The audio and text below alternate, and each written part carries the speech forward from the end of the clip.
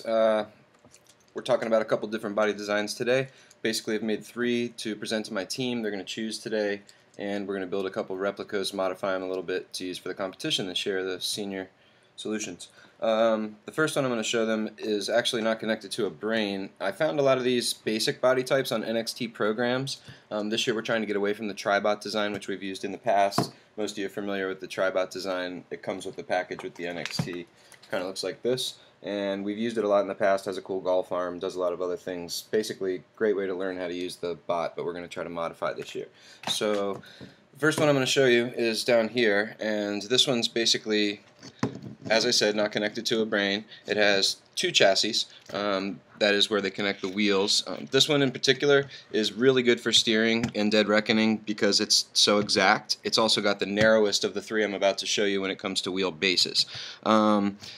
The gears are what I really like about it when I'm teaching people about torque, and they can change these gears right here. I found this on the program that someone else had made, and I really like that modification. You can basically flip them around. There are 4 different gear sizes LEGO offers, and you can flip them and test out torque and different features with different wheel sizes, which my team will do today.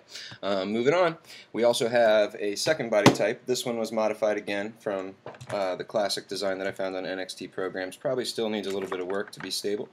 Down here, you see a pretty custom rack and pinion design. So just like cars that we drive, this one's got the traditional steering element right here, back and forth, and 1 servo connected to it. It's also got rear wheel drive back here, and that's just 1 servo. So I guess the minor disadvantage would be that you don't have as much power when it comes to just driving forward fast, but everything else could be modified, adding a couple simple gears to speed things up, and you would have a little more fluid control for reversing and driving it like a standard car. Also has some pins on the top, easy to add attachments, very flat, not as narrow as the base that I just showed you, but still pretty narrow.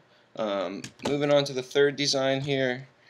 This one's interesting. I modified this one from another Tribot design. Instead of putting a standard wheel on the front, I put one of the Lego balls underneath it. So it just has a claw like this that grabs it and doesn't allow it to come out. Most of you have seen this design before. And then I took their kind of weird 3 chassis design, 1, 2, 3, and modified it with some gears just to strengthen it a little bit. I've realized you can see the wobbly side of it, so my team will probably modify that a little bit today and play with it and see if this is the design that they like. If not, we'll scrap it and we'll come up with a new one. But the thing I want them to realize is that this particular placement of the servo motor is really integral if you want to use it as an elevator or a forklift, or if you're going to reach out and grab something low on the game board. So I think I've said enough today, and without further ado, I'm going to go ahead and upload this to YouTube and post it on my blog. That is basically Lego Matt DCS, blogspot.com. Thanks. Peace.